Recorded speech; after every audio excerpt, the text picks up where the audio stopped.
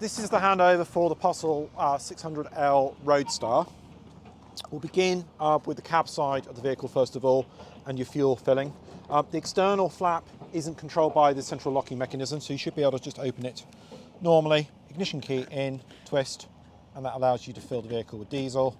And then below that, you've got your AdBlue system as well. You'll get an indicator come on if that requires a top up. When you first open the cab door, at the end of the dashboard, you've got your bonnet release, and beneath the cab floor, you've got your access to your engine battery. Bonnet opening, in the middle of the bonnet, you have a lever that you push up on, up with the stalk, and then your screen wash fluid is over on the left-hand side, and then your brake fluid, radiator water, and power steering fluids are all in those top reservoirs. Oil filler and oil dipstick. Should you require to jump start the vehicle, then you'll need to put the key into this little slot there.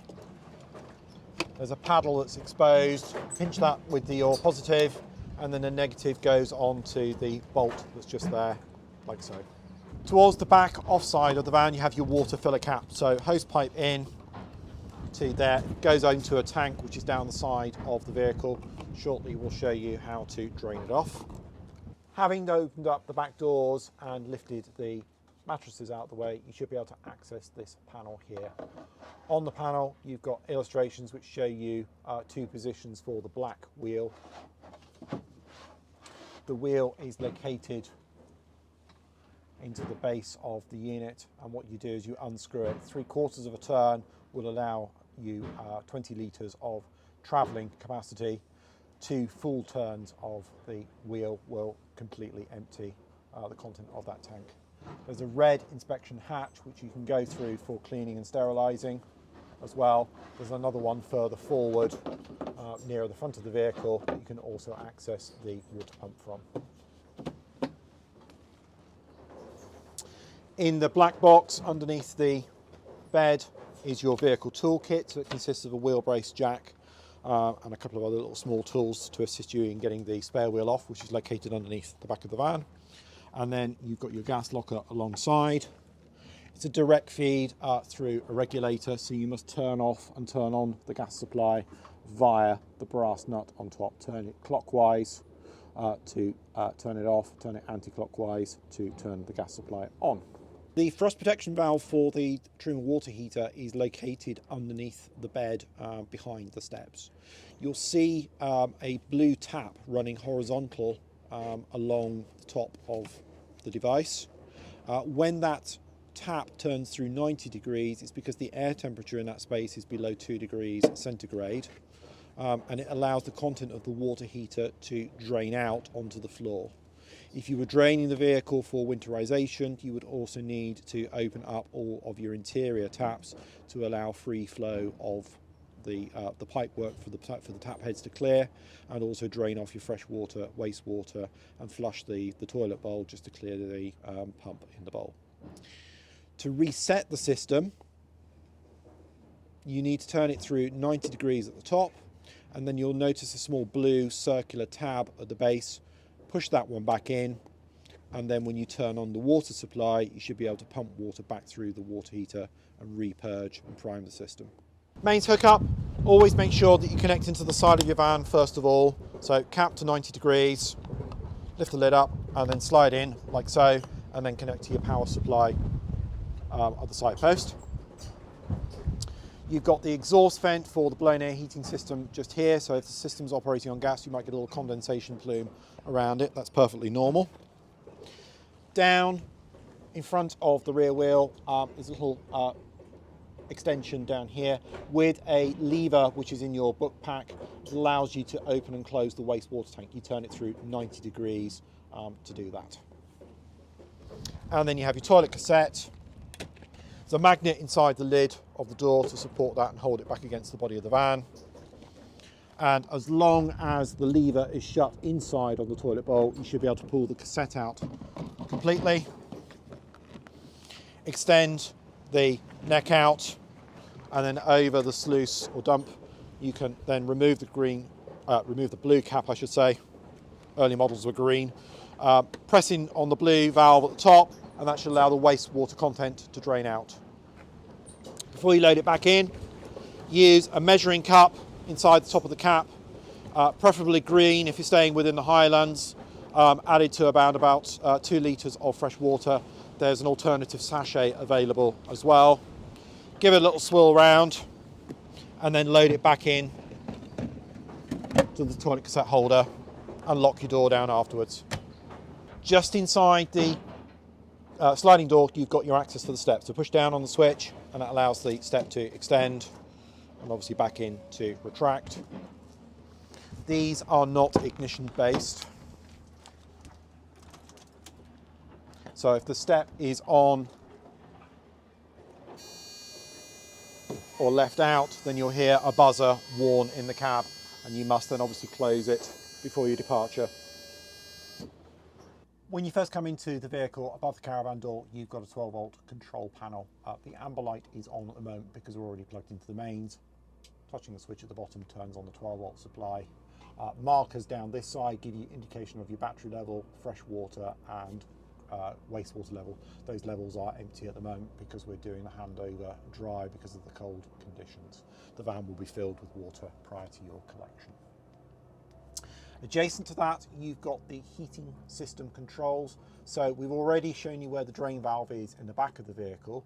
Assuming that you've come in and primed the system, then you would turn on the hot tap.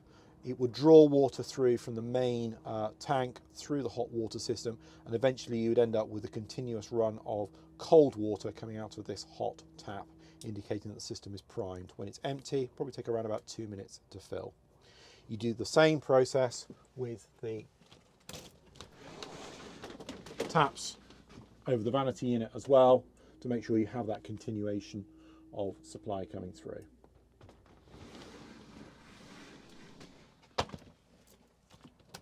Having completed that, you can go up to the heating system controls, press the large black button, lower end of the dial, and you'll see these symbols appear. The first symbol that you come to is for the heating control, so select on that one and you can turn it up to your desired temperature by twiddling the knob at the base, all the way up to a maximum of 30 degrees centigrade. As the vehicle is trying to achieve that temperature, you'll see this flame symbol at the top begin to flash. Once it gets into that sustainable temperature, then you'll see the flame symbol go solid as it is now because we've already preheated this vehicle.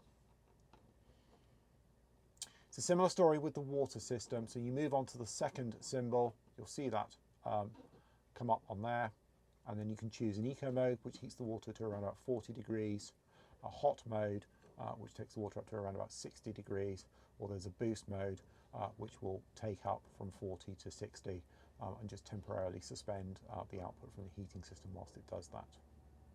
On average, it takes around about 25 to 40 minutes for the water to heat, depending on start temperature and which devices are being used. For the gas control and electric control, you have a choice of outputs. So already this one is selected on the dual power electric. So we're using a 900 plus the additional 900 units, an 1800 watt unit to give you that electrical output. So that's shown by the EL2. If you are on a weaker amperage setting, and maybe limited to the amount of mains that you could draw, you might only be restricted to the 900 watt setting, so around about 3.5 amps. If you are away at the winter time, then you have a choice of using the mix system. So you're mixing both the electric and the gas at a higher output or a lower output, depending on, again, amperage available for you to use.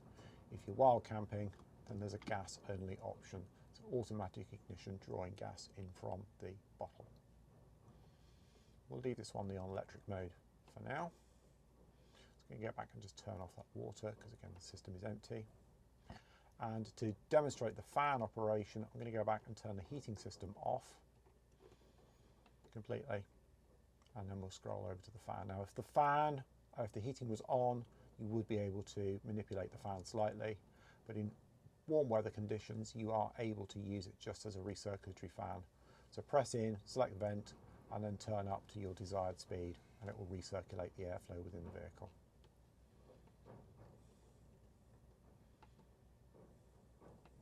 deselect it, just turn it to the off position, and you'll see you'll lose a symbol from the top there. You can set up a clock for time controlled, and in conjunction with that clock you can use a timer setting, and both your water heating and room heating settings can be set on a basic setup as well. This has got iNet on it as well, so you can load up an app onto your phone and you can control temperature and water temperature settings from your phone also. So for the hob, you've got 2 gas burners. Make sure the lid is up fully. A couple of seconds and you should be able to get the gas flow come through quite quickly. And that brings your gas flow on. Always make sure that the burners are fully turned off and that the system has cooled down before you bring the lid down over the top. There's no isolators on these lids, so if it comes down over a burning flame, it will explode the glass. Behind that lid, you've got your fridge controls. So it's a Dometic 12-volt compressor fridge. Main switch for turning the system on and off is over on the left-hand side. So hold it in for a couple of seconds and that shuts the appliance off. There's no illumination at all. Hold it in for a couple of seconds and it should turn the appliance back on. Performance mode is generally what it will start up on, so it allows the fridge to get cold. The quiet mode you can use at night, right? And it will reduce the heat output. Or there is a boost mode, perhaps maybe if the weather's got a little bit warmer, and it will then drive it back up towards the performance. You can control the temperature settings by using the temperature gauge below the mode switch. The more of the lights that are illuminated, the colder the fridge will become. So you have a swivel bowl toilet in your shower area. There's a lever on the side of the bowl. Make sure that that's pulled forward first, and that allows then the main slider to open. Make sure that the slider is retracted before you try and remove the cassette. Having had your waste go through, you've got an electric flush on the right hand side, and that's drawing water from your onboard freshwater tank. Let some water go around the inside and then push the slider back over to close.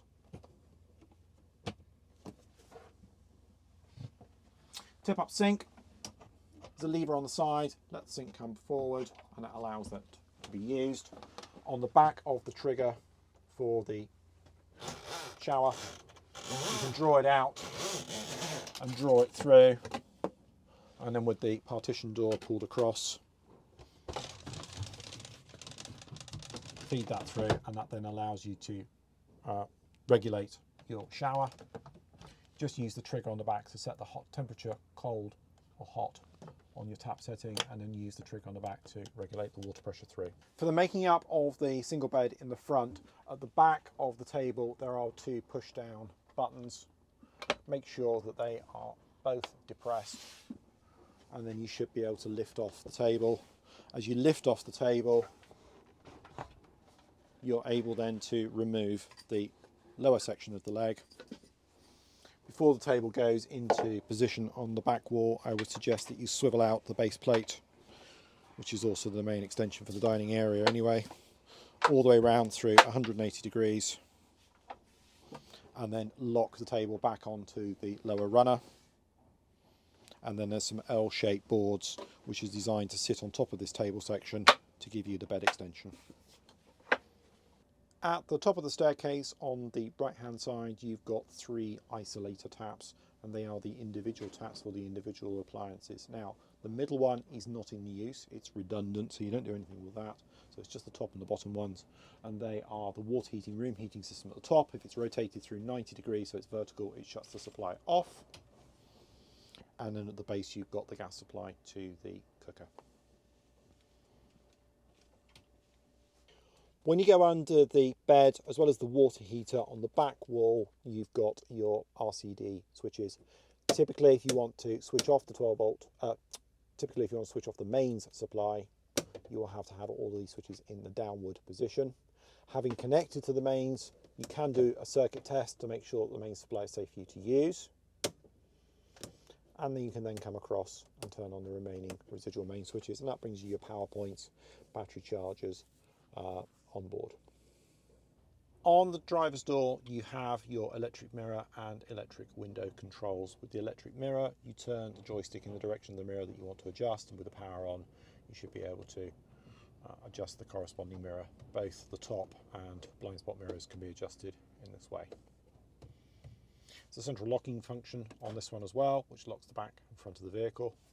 And then you have your blinds, so squeeze the tabs in, gently guide them forward, and there's a magnetic latch on the inside of the frame. It's a similar story with the centre blinds. Draw them together and the magnetics should hold them in position. Make sure when you retract them that they firmly click back into position. Obviously stops the moving while the vehicle is in transit. Stalk controls. You've got wipers on the right hand side, and then behind that you have got your headlamp beam adjustment, your rear fog lights, and also the ability to disable the auto stop start mechanism connected to the automatic gearbox on this model. Left hand stalks, there are two. The top one is your lights and main beam, as well as your indicators, and then the lower stalk is your cruise control and speed limiter, and you can use the toggle on the end to adjust the speeds on those. When you come to starting this vehicle, you need to make sure your foot is on the brake clutch pedal. Make sure the vehicle is already in park, which is illustrated on the stalk and also illustrated on the dashboard head-up display. And then you should be able to turn the vehicle over and bring the levers down into drive mode. Drive mode will leave it in automatic, so it will change gears for you, but if you wish, you can use it as a sequential box. By moving the lever over, you'll see the plus and the minus symbols illuminate, and as you pull back on the lever, it'll go back through the gears, and push back, it'll go back down through the gears. As soon as you come back into drive mode, which you can do whilst the vehicle is in motion, it'll automatically pick up and take you back into an automatic variant. Make sure the vehicle is in park before you switch off, otherwise it will bleep at you. Central buttons, you've got heated wing mirrors and another central locking button onto there. Hazard light switch is self-explanatory. There's a hill descent and a traction control function also on this for the automatics. And then your ventilation controls, your speed and temperature at the bottom and top respectively, air conditioning button into the middle, and then your external and recirculate positions, as well as your directional vent controls onto those. Flap can be pulled up firmly, and that enables you to then unlock the side plate so that you can then use it for supporting mobile phones or tablets. Make sure they are fully retracted before you close back down. And then there are two glove boxes, a little one which is connected up to the air conditioning system, so you could use it as a chill box as well, and then the one at the passenger's knees.